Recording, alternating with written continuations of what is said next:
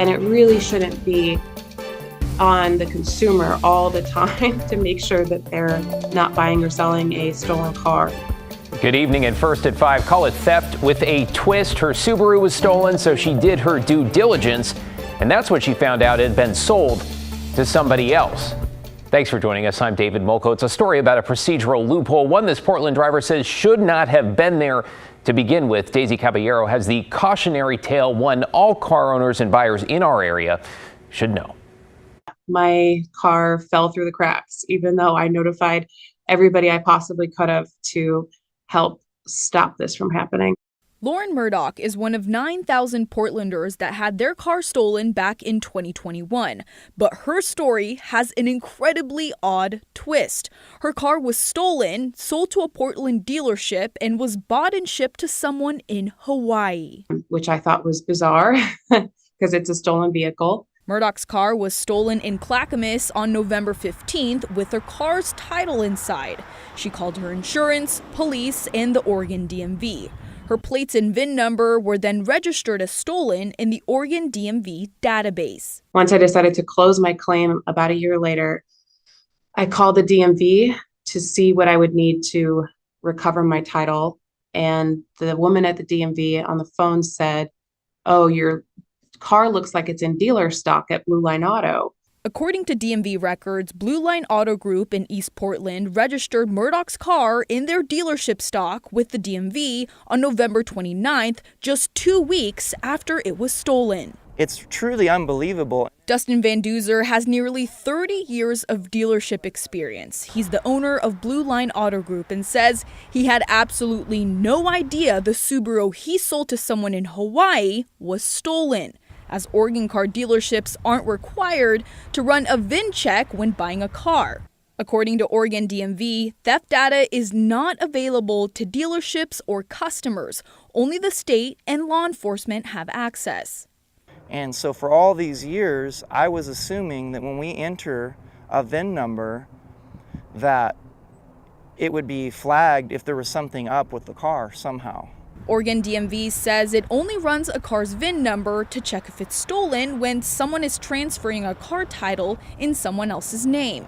And Murdoch has reached out to 6 Oregon lawmakers to change that, in hopes of sparing someone else the experience she had to go through. So I've reached out to all Oregon legislators, senators, and representatives to see if we can get some kind of legislation requiring the DMV to do a VIN check when a car enters a dealer stock, at least a used car. She's urging other drivers to not leave their titles in their cars and buy a GPS tracker device for their vehicle if possible. Daisy Caballero, KGW News. What a loophole. Speaking of car thefts in general, they remain on the rise, and they are costing all drivers, not just those who are victims of thieves. So Washington, for instance, ranked 3rd in the nation for car thefts last year. That's according to the National Insurance Crime Bureau. It is impacting drivers, period, in the form of higher insurance costs. They're all contributing to higher insurance premiums because it's costing insurers more to repair and replace vehicles that are stolen or damaged. And the rates of those thefts are going up. We'd like to get those under control, and it starts with getting auto theft under control. Now in Washington, a newly proposed law would put $7 million every year into what's called the Auto Theft Prevention Account. It would mean more money for local governments to enhance theft enforcement and prevention. This has already passed the state Senate. Tonight, a hearing in the House. Well, tonight, KGW investigates when you call 911, just how long should it take paramedics to show up? Now, keep in mind, different counties have their own standards and sometimes different providers. Evan Watson's here with a preview. Evan, it seems some of our local ambulance providers are increasingly missing the mark here. Yeah, David, and some context here. Washington County Commissioners recently voted to switch EMS providers from Metro West to AMR. Through public records requests, I learned that both ambulance providers are failing to get to emergencies on time, meeting those county standards. At least a quarter of the time they're missing it, and that's concerning county leaders. And then they say it's a big issue. Response time for compliance in Metro West and Washington County dropped from 90% to 61% over last year. In Multnomah County, AMR crews were late to 1 out of every 4 calls that dispatch classified as life-threatening by August. The result is a system that relies on fire crews to respond quickly and provide initial medical care. Multnomah County EMS Medical Director John Jew says fire teams are essentially doing the job of paramedics. Because fire arrives first to provide that initial assessment and treatment, you're not seeing any negative impacts from that on the patient side. That's correct. And I'm not making any excuses because something bad will happen. But I think right now we fall back on our safety net, and the safety net is our 911 system is actually doing what it's designed to be with fire first response, getting there. Is that too much of a strain or reliance on the fire crews getting there when they do? It is, because honestly the fire crews have their hands full.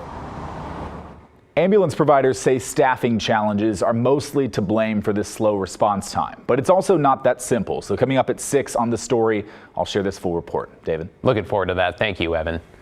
New this evening, the Washington County Sheriff's Office has announced a major fentanyl bust. It involves more than 150,000 pills plus 3 kilos of powdered fentanyl. Deputies say last month they got a tip about a vehicle that was headed to the Portland region that was likely carrying a significant amount of fentanyl. Well, you can see it here. Authorities tracked the car to a home, and with a warrant, they searched it and found all of these drugs. Street value, they estimate more than $500,000. The bust was made by the West Side Interagency Narcotics Team, which also has state and federal support. A bill in the Oregon legislature is trying to increase the use of reusable food containers. Senate Bill 545 would create new rules allowing restaurants to fill containers that customers bring in. It also encourages reusable food containers in grocery stores. The bill is trying to close what is known as Oregon's plastic recovery gap. The state's goal is to recycle or recover 25% of the plastic waste in landfills. Right now, state officials say that number is only 14%. Now, the bill has passed the Senate with bipartisan support, and it is now in the House.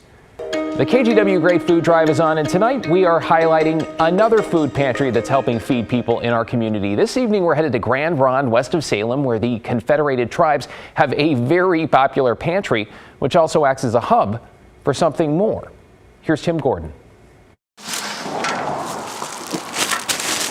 At the food pantry in Grand Ronde, food boxes are distributed 2 days a week.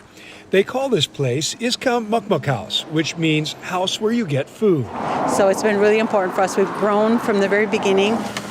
Francine Ambrose is a tribal member who has been managing the food pantry program ever since it got a building of its own 8 years ago.